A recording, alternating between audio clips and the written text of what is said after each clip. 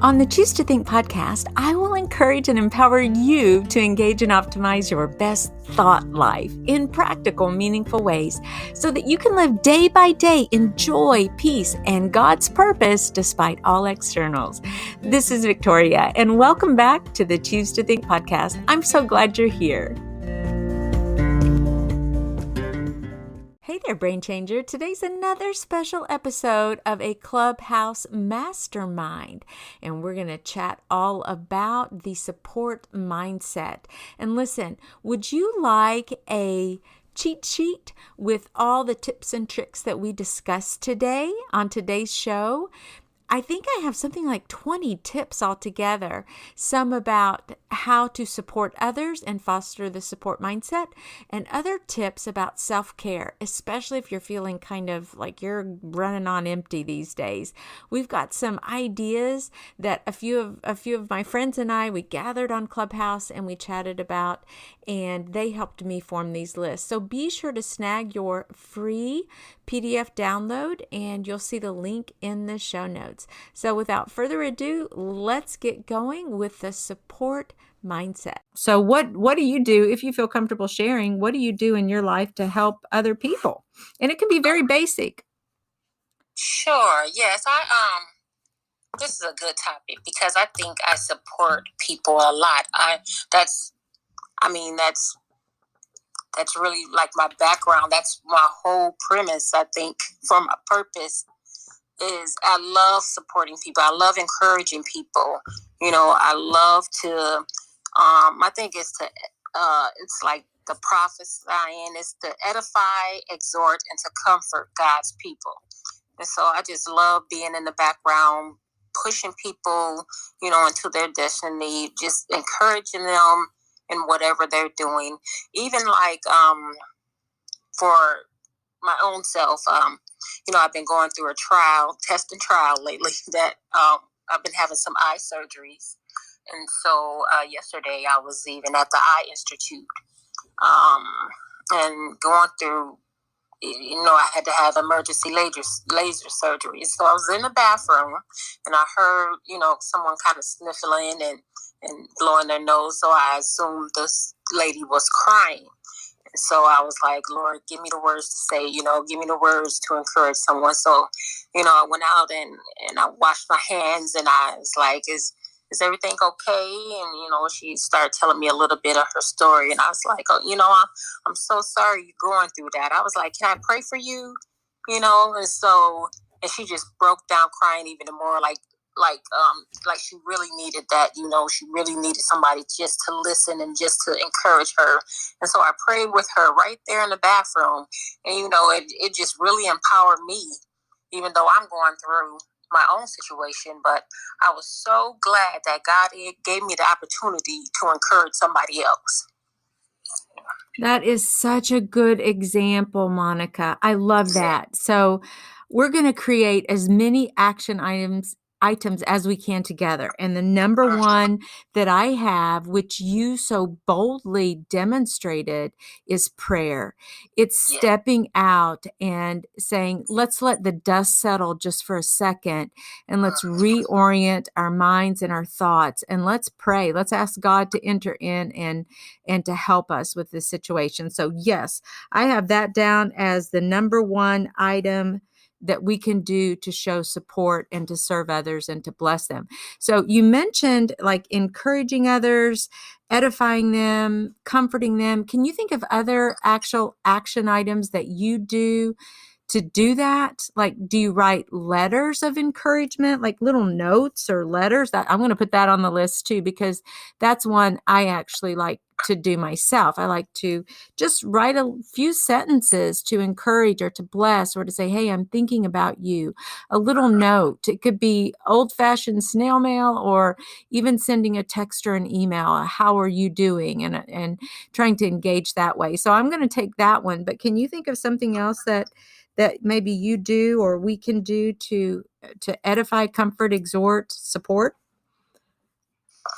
Well, no, but just on the line of writing letters, it's just that sometimes when I go on Facebook, when I'm available, if I see someone hurting or in need, or someone like reaching out saying that they're depressed or that they're, they don't want to go on.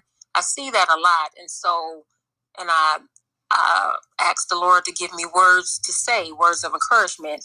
And so I go on their page, and try to encourage them, try to let them know that they have purpose.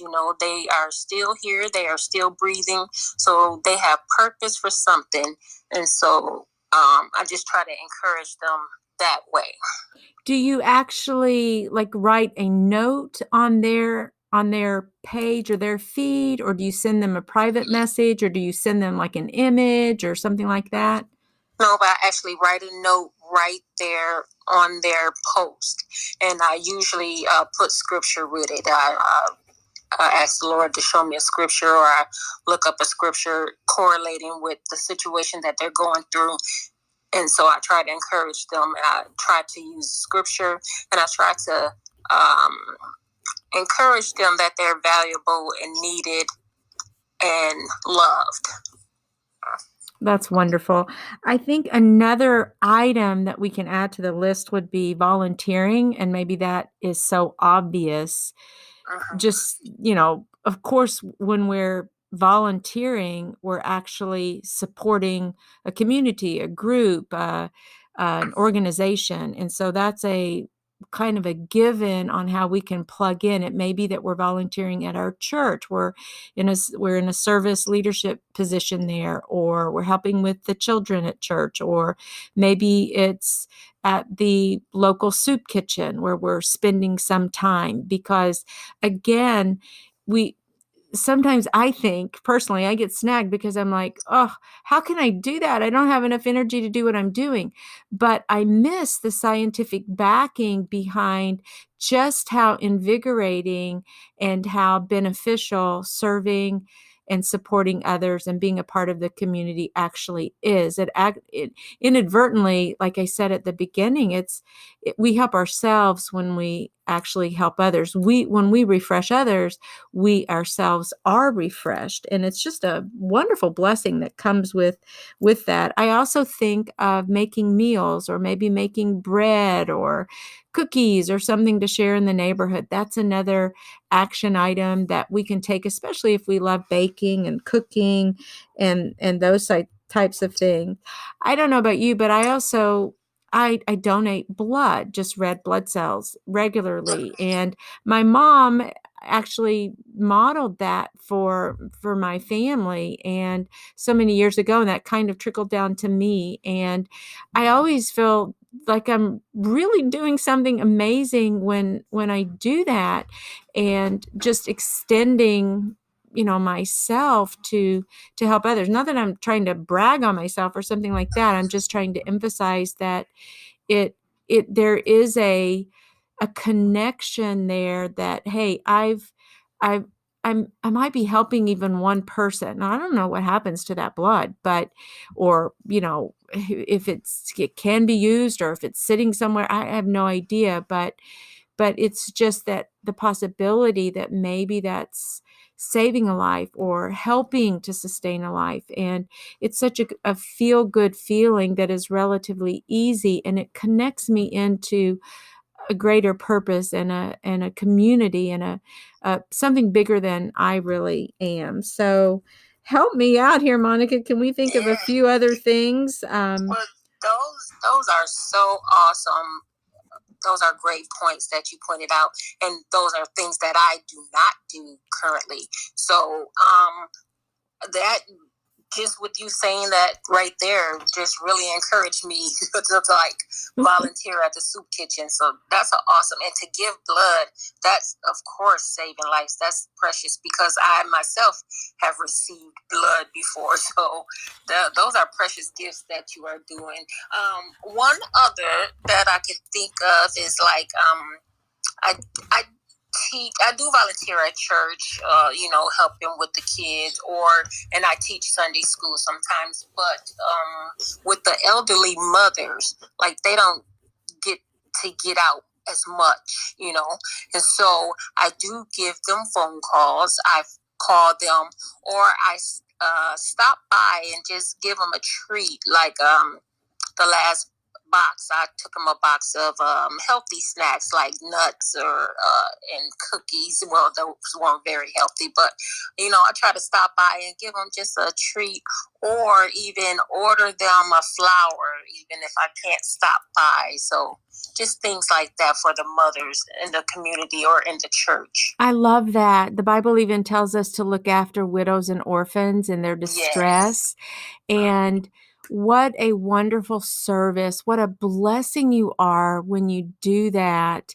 And, sometimes our elderly are really lonely. And my family, when we've moved into neighborhoods, we've always been blessed with maybe a little old, the proverbial little old lady down the street. And we've always tried to adopt that little old lady and just,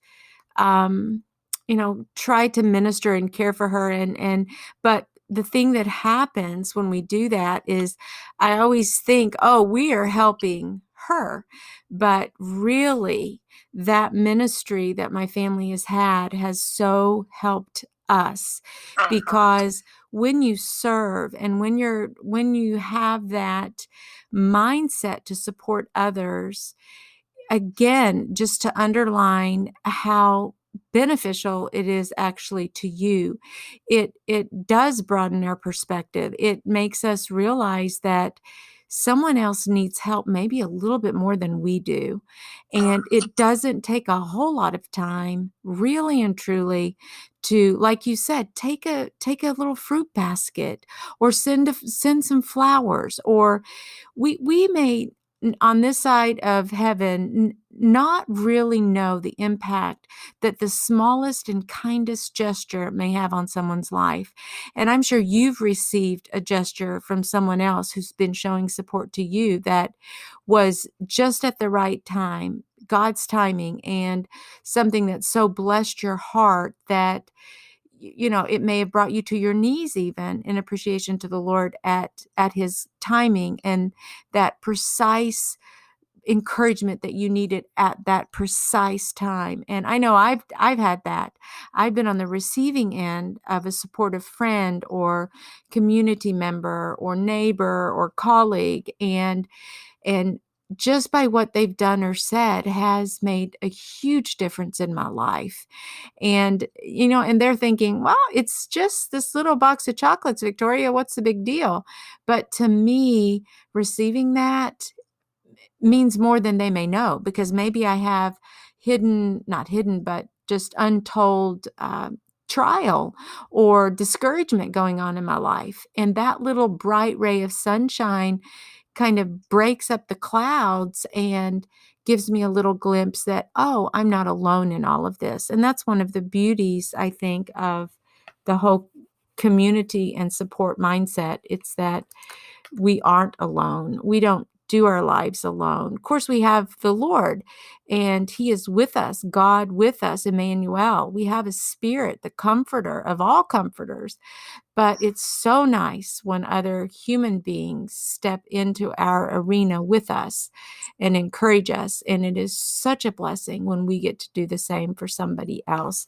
Another thing that I'd like to add to our list is just the practice of smiling.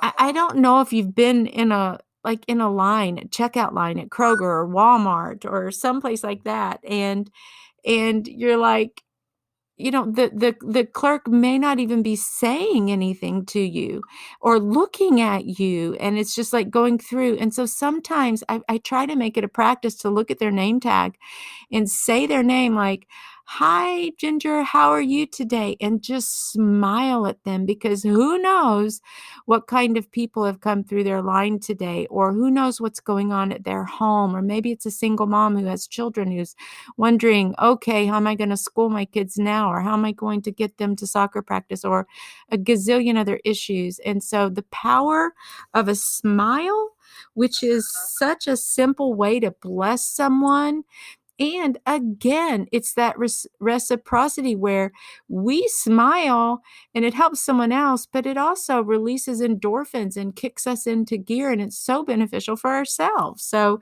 again, it's that same principle. And I see Shelly is in the room. Oh, hey, Shelly. Our conversation has been all about the support mindset and what that means, how it benefits us, and certainly how it benefits others. And so Monica and I have been brainstorming on ways that we actually show support in our families, in our communities, at our churches. And some of the items we came up with, we've got a list going, and I would love to have you add to this list. We've got prayer, we've got write notes or letters of encouragement, or even messages, say on Facebook and so forth. Volunteering. Number 4 was meals, like doing little meals for someone or taking them baked goods or cookies.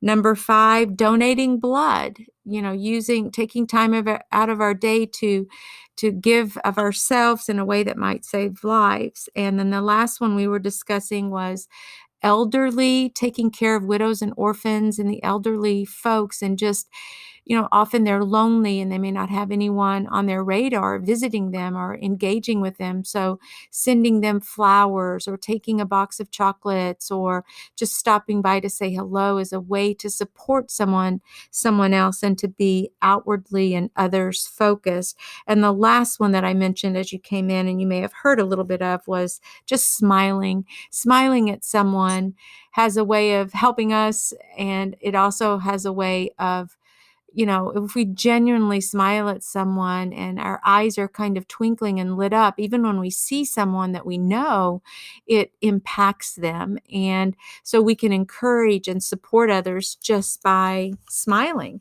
So can you think of anything, Shelly, that you might like to add to what we can do to show support? I love all those. Wow, that's a really, really great extensive list. All tangible ways to show support. I think just living in the virtual world that we live in now, that we've had to become accustomed to, I don't know if it seems impersonal, but just sending a text or sending a message, a DM, just to let somebody know, hey, I'm thinking about you. How are you doing? Let me know if there's anything I can help you with or pray about. Just that instant communication. Just because we do live, we have gone from snail mail to digital mail, and I think that if you're short on time, but God brings somebody upon your heart that He wants you to reach out to, then the quickest way would be to just send them a text, send them and phone call. I mean, getting on the phone, that's old school, but we don't typically do that these days. But that would be another way to show support and just let somebody know that you're thinking about them. I'm Shelly, and I'm finished. I love that, Shelly. And I hadn't thought about the virtual element, and so that's such a good reminder. At first I was a little cringy with Zoom and that whole thing. And even though I have been using Zoom in all my online classes, I teach Spanish at the college level it's actually my full-time job, but I'm trying to transition to full-time ministry and podcasting and writing and all of that. Um, but now what's happened, since I guess, we're not meeting as much face to face with our friends and our family, we may not be. I've enjoyed it. And I do a weekly devotional with my daughter-in-law, and we jump onto a Zoom or a Google Hangout. And maybe it's not the same, but I'm going to say it's equally meaningful to me. So thank you for mentioning that aspect of how can we pivot in this virtual, quote, virtual world that we're in that still helps us to feel connected and still helps us to support and to serve others. Part of what you said with our number 2 about writing notes and letters and posting on pages, on people's, Facebook pages and so forth. So the life that's in our words, the blessing that is in our words, it's just amazingly powerful. And so we want to use our words and our mouths indeed to bless and to serve and to encourage and to support others. So what a great extra tip to put on there. So TT, welcome to the room. And I think you kind of came in as we're discussing the support mindset, and we're brainstorming all together on ways that we may be able to support our community, our family, just anything you can think of or you want to add, TT. We may have it on the list already. We're up to 8 action items that we can take now to serve others and to show support to others. But you want to chime in anything? You probably already covered them all as a family, because my siblings and I are on 3 continents, and since the pandemic, we've been meeting on Zoom once a week, and that's been really amazing. We never kind of communicated so much before that, and I found that really helpful. Not everybody is able to make it, but that's been just like a half hour, 45-minute catch up once a week has been great. And it is just being able to get through a word, WhatsApp, send a message to someone just to let them know you're thinking about them. I found those really helpful and meaningful. Not everybody has the time to spend half an hour on the phone, but, just a short message is quite powerful sometimes. Thank you so much. Yes, for underscoring some of those things. I love it. We also mentioned earlier about the benefits of fostering a support mindset. It actually increases our longevity.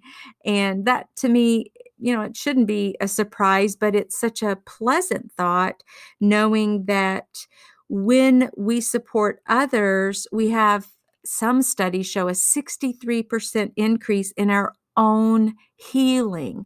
In other words, when we are attempting to encourage and support others, we're essentially healing. It's a healing balm to our very soul and our hearts. It also, the support mindset helps us to handle our emotions a little bit better. Sometimes we just need to chat with a friend. We need to be on the receiving end of encouragement. But when we're encouraging others, it helps us to develop a new perspective on life in general.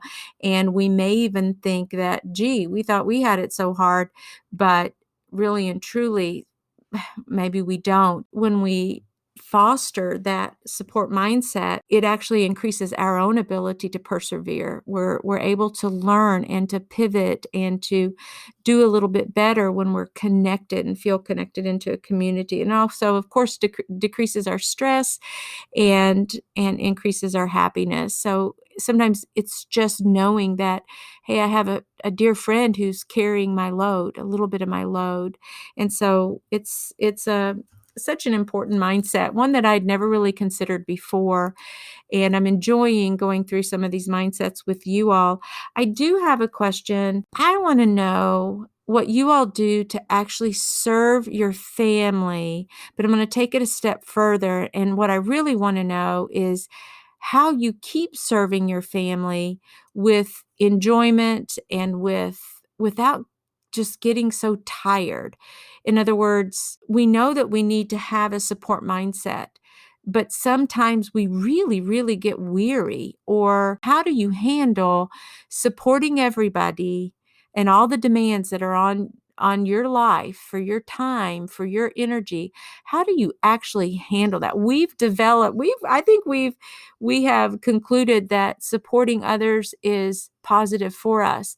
But could there be a time when maybe it's not, or when we're not taking good care of ourselves or drawing boundaries? Can we discuss that just for a few minutes? Anybody have any ideas on that? Just go ahead and pipe up. Shelley, I see you unmuted. Go ahead. Yes, it's so vital that, in our day and age as women, and I'm not, just saying that there aren't men out there that carry the weight, but there are so many women in society now that just wear so many hats, and working moms or caretakers, so many hats. And it's so vitally important to take time out daily for your own self-care. You need to slip away by yourself for a minimum of 15 minutes a day, 30 minutes a day, doing something that fills your soul, that feeds you, so you can replenish in order to give back. And, you know, there's so many women that feel guilty for doing that, but I feel it's required. It's a requirement for yourself. If you aren't filled up, if your tank isn't filled up, then you can't give back. There's nothing to give. So you need to find what feeds your soul, whether it's prayer, journaling, meditation, going for a walk in nature. You know, I love to just slip away and just go sit outside in my backyard on my deck, and it's, you know, I have lots of trees, and I just sit and just stare and just let my mind go completely blank. And it's just kind of a form of meditation. It feeds me. So you really, it's important, vitally important for you to, in order to care for your family the way God would want you to care for them, is to not feel selfish about taking care of yourself first. And I'm Shelley, and I'm complete. I want to keep going with that list, because what we're coming up with is a list of how we can support others. And now I want to switch to this list of how we can also take care of ourselves in order to have the energy and the stamina and the strength to support others in the first place. So this element that you mentioned, Shelley, of self-care, and I've written down 4 practical action items that we can do to help ourselves really stay, you know, on our best game. And I've got, first of all, I think you said take about 15 minutes a day to just tend to yourself and to your needs. And during that time, you might pray. Of course, we want to pray and encourage involve the Lord in all of this and invite him into whatever our life situation might be. Journaling is another way to really kind of even vent to the Lord, or write to him, or talk to him and engage him, and you know, he validates. His spirit is the one who comforts, unlike anyone else. And so that journaling process, I actually have, you know, like a prayer journal and a listening journal where I try to just sit and listen to what the Lord might be saying to me, or what message he might have for me for that day. And it is so encouraging to my heart to do that. You also mentioned walking in nature, just taking a long walk, and, you know, the exercising, I can kind of tag that onto that, is just so important to have a healthy body and mind and spirit, and then taking time just to be alone. And brain studies show that it is so critically important to disengage and just allow your brain to rest. And just give it a little bit of dream time or imagination time, just to relax your brain. It is so healthy and good for your brain to do that. So let's go to you.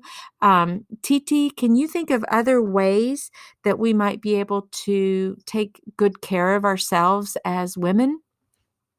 I think one of the things the Lord has been really trying to emphasize with me is that stillness, you know, just completely shutting off social media, not multitasking, and finding, you know, being still, finding that real peace with him. And it's been, I have to say, it's been a challenge for me. But like you said, for my brain, because we do get involved with so many things, with family, with life, and with learning, that our brains do get very full. But I am learning what it is to be still before God, and really just to connect with him in a way that is refreshing and that fills me. But I find walking very, I got a dog just so that I would be forced to go walking every day. And so that's one of the things I try and do. But I think for me at the moment, that stillness is really key to my well-being, and just to be able to replenish. I'm done. Thank you. Do you have a particular time, TT, that you try to just be still? I mean, do you have that actually embedded into your routine somehow? I've been waking up at about 5:30 in the morning. So the house is very still and the house is quiet, and that's been a really good time for me to connect because they're, not everybody is up at that time. But yes, that's for me really important, and sometimes it's just listening to worship or instrumental music and just having that time to connect and to listen and just to be quiet before God. Thank you.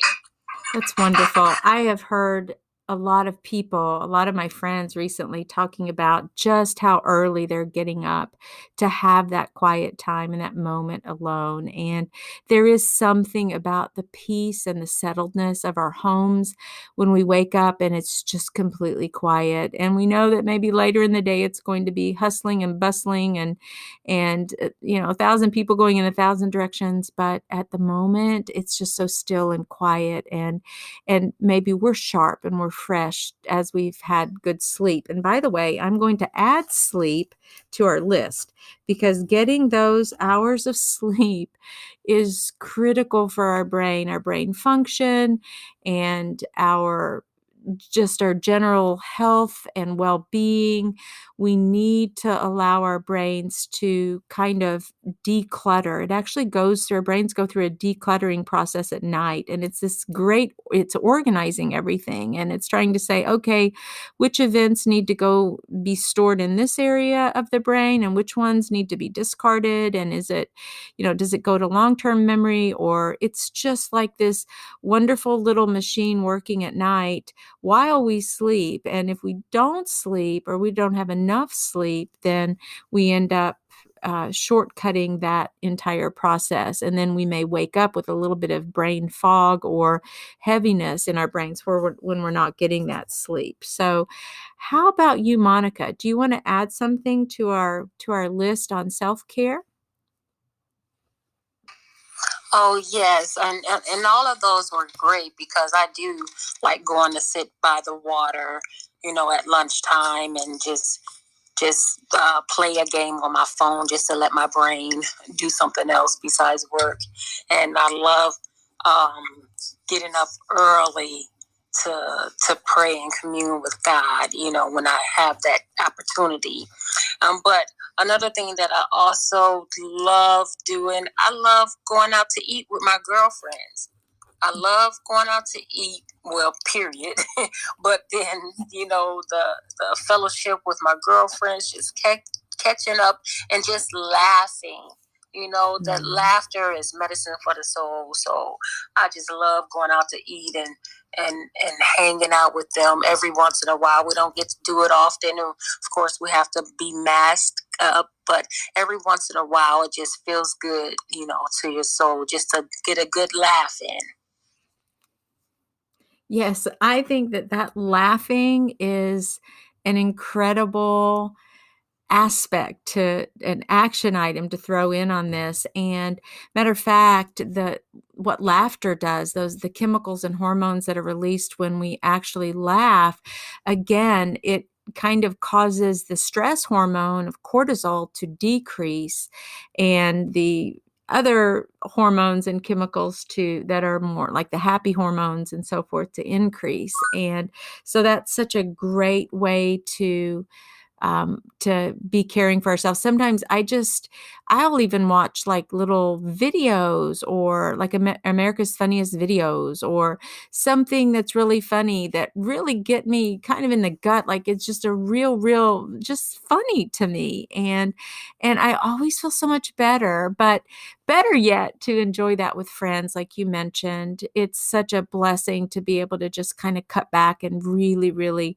have fun with friends. I know I'm going to add exercise into that, like more aerobic exercising and so forth, because I have a group of folks who play tennis and pickleball. And what I found over these last months is that we've really gotten so close. And the more we play together, the more we know each other, and the more, we can kind of crack jokes, and just we're having so much fun together. And it's just a time to relax, and I so enjoy that. And it's kind of like eating out. It's that just being present with someone and enjoying an activity or an event with them really, really is good for my soul. I always walk away feeling refreshed. Number one, I know I'm exercising my body, and I'm trying to keep my temple healthy. But second to that, I'm also connecting with other people, and that sense of being in a group is really positive and brings me life. So, can anybody think of anything else? These are such wonderful items, action items. I love this because, and maybe the listeners are thinking, hey, I know one. And if you do know one, then put it on the Choose to Think podcast and Fired Up Mind community page. We'd love to know what you're thinking about some of these ideas. And I know that sometimes as you're hearing so many different voices, that it's causing you to be encouraged and inspired, and to know that you're not alone in all of this. And that's one of the reasons that I wanted to talk about self-care, because it's we're often told just serve, serve, serve, serve, and that's true. And like you so eloquently said, Shelley, you talked about the guilt sometimes that we feel when we don't, and that there's pressure to serve. But yet we also we do need to serve. We do need to give. We do need to support. But it's also important to allow God to fill those tanks, all of our tanks, our physical, emotional, spiritual tanks, full to overflowing, so that we can then better serve and better engage and better support others. So, but I do want to know if anybody else has anything to add to this at all. You all are just amazing. Yes, Victoria, if I could add one more thing, along with, you mentioned exercise, and exercise definitely, most definitely, whatever kind of exercise you want to engage in, it really does help with feed your endorphins. But good nutrition.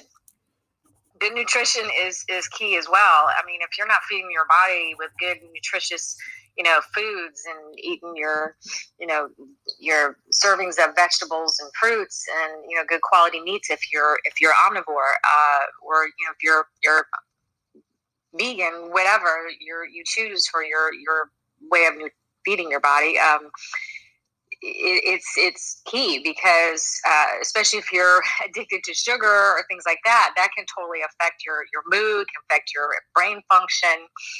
So I think that to add to that list would be to make sure that you're feeding yourself good nutrition. And I'm Shelley, and I'm complete. Okay, Shelley, I love that. I'm so glad that you mentioned that as well. And yes, that nutrition element can make or break our day, really. If we're not well fueled and we don't have that energy that sustains us, then we're kind of asking for it. So yeah, that's such a great self-care tip. And while we're at it, I think I'm going to go ahead and add to our list also to detoxify our environment. And maybe this is getting beyond self-care, but I guess it wouldn't be if we're thinking about what we're putting on our body goes in our body, and, all the things around us in our homes that may not be the best for us. And again, that we could look at that as self-care, I guess, but our environment is so important. And by the way, I will be doing a decluttering challenge, which is kind of like a detox decluttering challenge.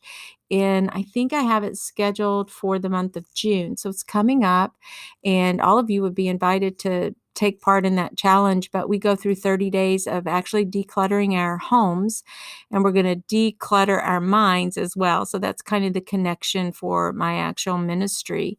But you would feel free to join. But we did it last year. I had a group of ladies who joined me last year on this challenge, and we went through room by room, and I have a little checklist where you can, it's one day you do one thing. And people posted pictures. It was so amazing to see the transformation.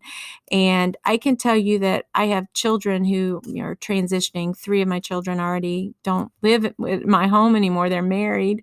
And then I have one son who's graduating from college in a couple of weeks, in 1 week actually. And so I'm really empty nesting it almost, although I don't call it an empty nest because it's anything but empty. But anyway, I got rid of so much stuff last summer during the declutter challenge that I felt lighter. And so maybe we can say that is a bit of self-care. It felt like, for all the stuff that left my house, and I'm talking crates of stuff that was donated and gave away, and I put on my curbside, and people came and picked it up and threw away stuff and got stuff to the kids that it belonged to them, and just, oh my goodness, I felt so much lighter. It was wonderful. I'm craving that again. I think I want to become a minimalist or something, because it impacted me. It was so impactful. And I want that feeling again, where it's just, I walk in and there's a lightness in the air because there's not stuff everywhere. So do you all think that's a self-care tip? I absolutely do think that is, yes, absolutely. I totally agree that, when you feel like it can make you feel heavy.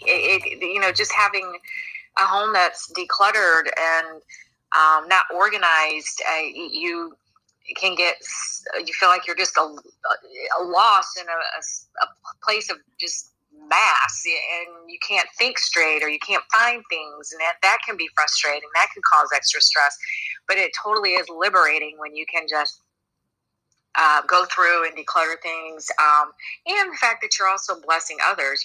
They say what's the saying, that one man's junk is another man's treasure. Yes. So you could be blessing others with what you're no longer using, and then also just bringing more airy, put more air into your home, I guess. I just feel like I have to have a place that is decluttered so I can think straight. I just feel almost claustrophobic, I guess, if my home is not. Yeah. I felt that same way. That's what I was thinking. I was feeling that. And also, as my kids were transitioning out of the home, it almost seemed like it, some of them have been gone a long time, but it seemed like it was a necessary time for me to kind of take stock. Plus, I'll also say that last year was the year that I began to step into my ministry and my business, and to begin to learn what it means to be an entrepreneur, and how do we do all of this, and what I'm going to do a podcast, and what I'm going to write some more, and oh my goodness, I'm going to have a digital, all of this stuff that I started doing as the Lord is calling me away from my full-time Spanish teaching job to this other brand new time in my life. And it's a whole new season for me. And it's just, I'm so jazzed up about it, and it's a lot of fun. But I think that decluttering last summer was symbolic in a way to another transition that was coming in my life. And I needed the scene set for that and the stage cleared for that. But I'm going to do it again because, I've acquired some more stuff, and I'm like, I gave away so many books because I'm kind of a book nerd, but I know I have more to read. Why are they just sitting on my shelves? Why is this stuff just sitting in my basement? Why am I keeping stuff? So it really, I want to just keep it down, keep that.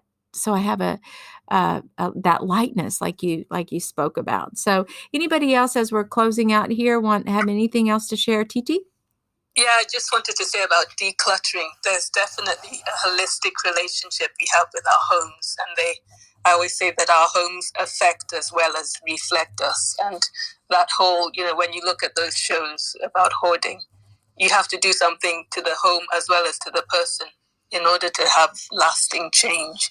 And decluttering it has an impact on well-being. I think that's such a key thing to being able to just feel happy within the space that you have. So I think that's an excellent challenge that you're about to do. look forward to seeing what that's about. Thank you. Very good. Thank you so much. And I really appreciate you ladies coming on and sharing. And after I do one of these Clubhouse quote episodes for the podcast, I just can't wait for them to air. So I've only done one so far, but I've got two in the, what do you call it? They're just waiting.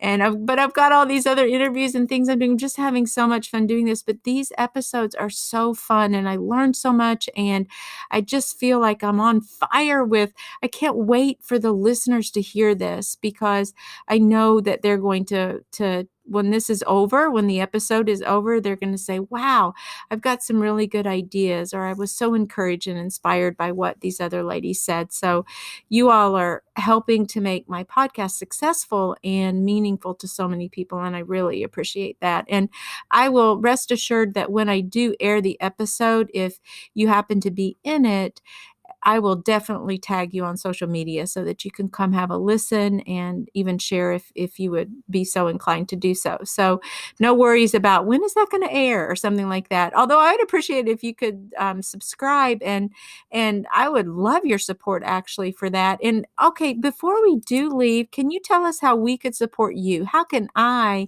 support you? Let's start with Monica. Is there anything I could do? Do you need me to subscribe to YouTube for you, or like something for you? What can I do to support you, Monica? Thank you. No, but I have nothing complete yet. But I would like a copy of the list that you have. Will you be posting that somewhere?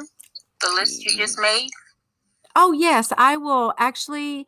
Probably I do a blog post about every episode that I do each week.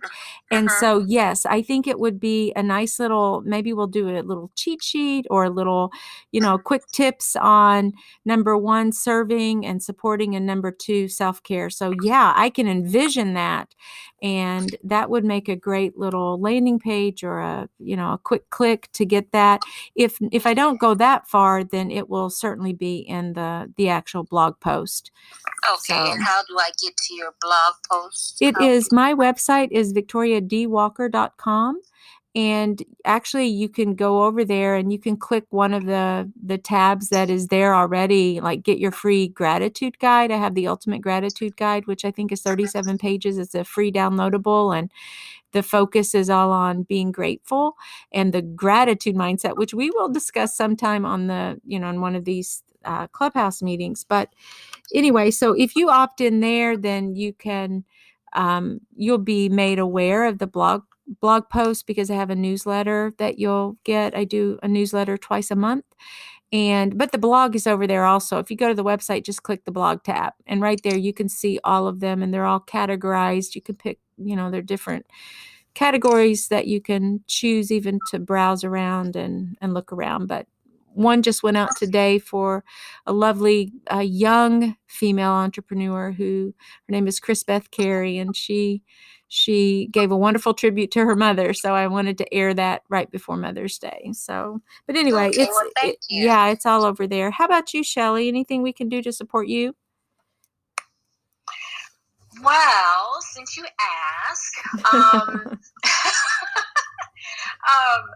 I think that several of us are going to be doing a summit, and I would love to invite you to come on our summit. We are just starting to talk about it. So if you're interested, I can add you to our Facebook Messenger thread as we start doing the planning. But I think you would be an awesome addition to our summit if you're interested.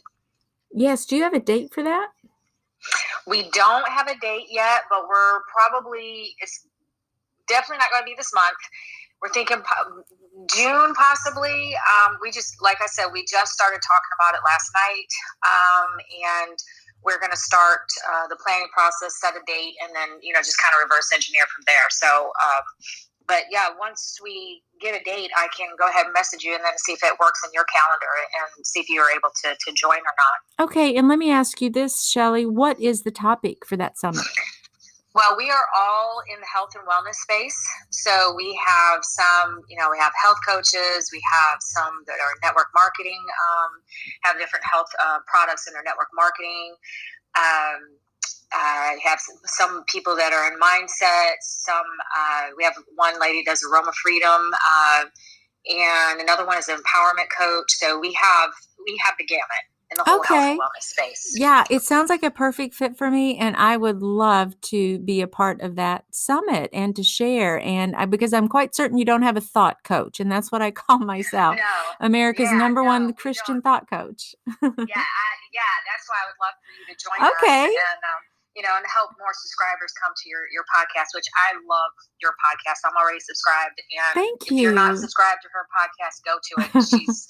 It's amazing. I love all the episodes, and you just share such wisdom and knowledge, and I love it.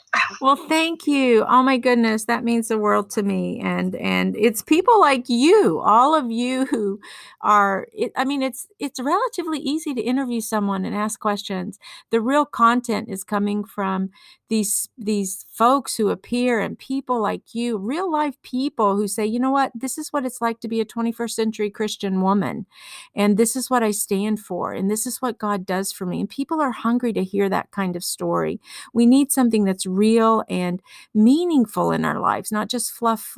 So I appreciate that comment very much so. And thank you so much for that. And I would love to I have a goal actually to appear on, to do so many presentations during 2021. So that would help me reach my goal as well. So how about you, TT? Any way we can support you? I can definitely recommend Victoria as a summit speaker. She appeared on one of my monthly mini summits that I do. And I would love for anybody available to join. It's the first 3 days of each month.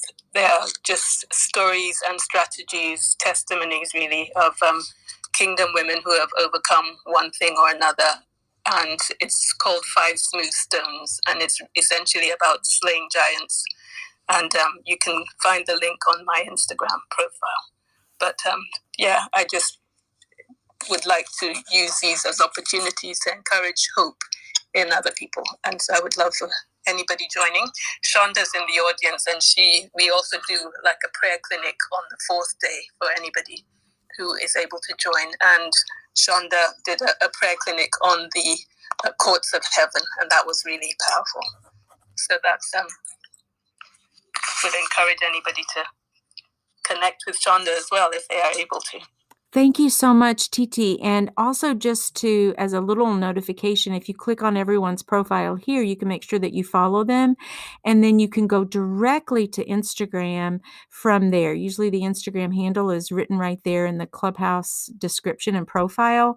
So please visit TT and connect in with her ministry. I even, don't you just love the title of it? The stones, the 5 stones and slaying the giant. And it's such a powerful ministry that she has. So yes, please, that we would love to support you in that way. And Shonda, hello, welcome. Here we've got just like, I know I'm a little bit over time and I try to do hard stops, but if you don't mind, is there a way we could support you here? Good afternoon. I'm Shonda Whitworth, and thank you for inviting me up. And I jumped in because I saw my friend TT was here, and I just want to say happy birthday, TT. I saw your birthday, so may the Lord bless you abundantly today.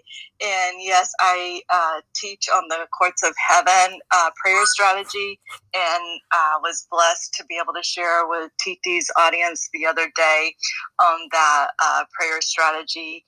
And so it was a blessing, and I love teaching on prayer. So yes, I jumped in. I'm not real sure what the purpose of this room is, but thank you for inviting me up. I'm Shonda, and I'm finished speaking now. Thank you. Yeah, thank you, Shonda. We meet every Thursday at 12:30 EST, and the room eventually will be called Choose to Think. So I'm inviting people to come and choose to think with me.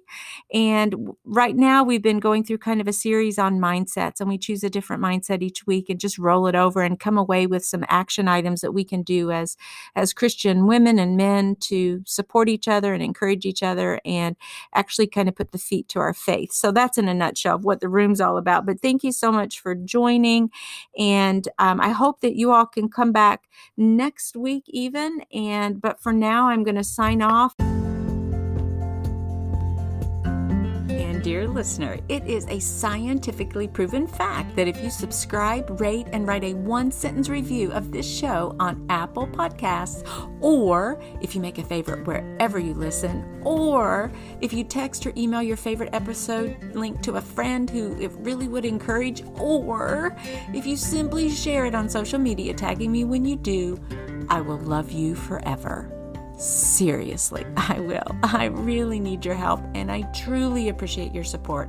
And please stay in touch. Opt in over on my website at victoriadwalker.com. You'll see all kinds of neat things I'm doing over there as I aim to serve you, like writing books, holding challenges, and running online courses and offering coaching. Get your 60-minute free clarity call now. Remember, I call myself America's #1 thought coach for a reason. And finally, if you want to see some really cool Choose to Think t-shirts and other merch, just visit the Choose to Think store, and that's with the number 2 at spring.com. And until next time, Dios primero y que Dios te bendiga. Ciao.